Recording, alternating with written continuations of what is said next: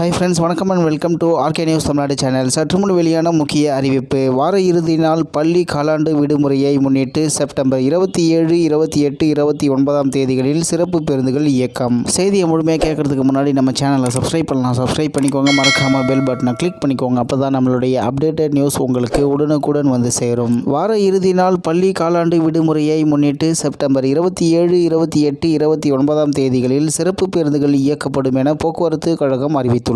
மேலும் சென்னையில் இருந்து இதர இடங்களுக்கும் பிற இடங்களில் இருந்தும் சிறப்பு பேருந்துகள் இயக்கப்படும் எனவும், தினசரி இயக்கப்படும் பேருந்துகளுடன் கூடுதலாக சிறப்பு பேருந்துகள் இயக்கப்படும் எனவும் போக்குவரத்து கழகம் அறிவித்துள்ளது. மேலும் இதுகுறித்து வெளியான அறிக்கையில் 27/9/2024, 28/9/2024, 29/9/2024 அதாவது வெள்ளி, சனி, ஞாயிறு வார விடுமுறை மற்றும் பள்ளிகள் காலாண்டு விடுமுறை நாட்களை முன்னிட்டு சென்னையிலிருந்தும் இதர இடங்களுக்கும் மற்றும் பிற இடங்களிலிருந்தும் கூடுதலான பயணிகள் தமிழகம் முழுவதும் பயணம் மேற்கொள்வார்கள் என எதிர்பார்க்கப்படுகிறது.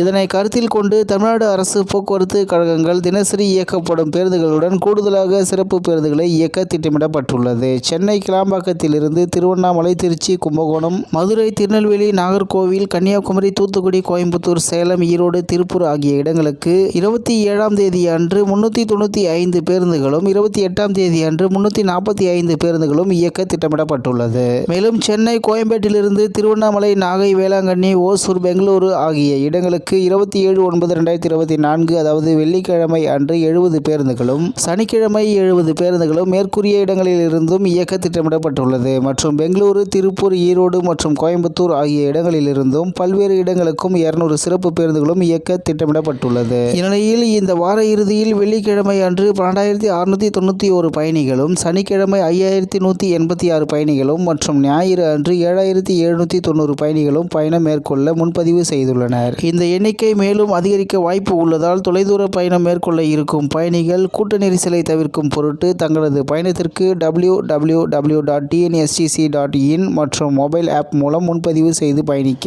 கேட்டுக்கொள்ளப்படுகிறார்கள். இச்சிறப்பு பேருந்து இயக்கத்தினை கண்காணிக்க அனைத்து பேருந்து நிலையங்களிலும் போதிய அலுவலர்கள் நியமிக்கப்பட்டுள்ளனர். எனவே பயணிகள் மேற்கூறிய வசதியினை பயன்படுத்தி தங்களது பயணத்தினை மேற்கொள்ள இதன் மூலம் தெரிவிக்கப்படுகிறது என்று தகவல் வெளியாகியுள்ளது என்பது குறிப்பிடத்தக்கது. இத்துடன் இன்றைய முக்கிய செய்தி நிறைவு பெறுகிறது. மேலும் இது போன்ற செய்திகளை உடனுக்குடன் தெரிந்து கொள்ள ஆர்கே நியூஸ் தமிழ்நாடு சேனலுடன் இணைந்திருங்கள். நன்றி, வணக்கம்.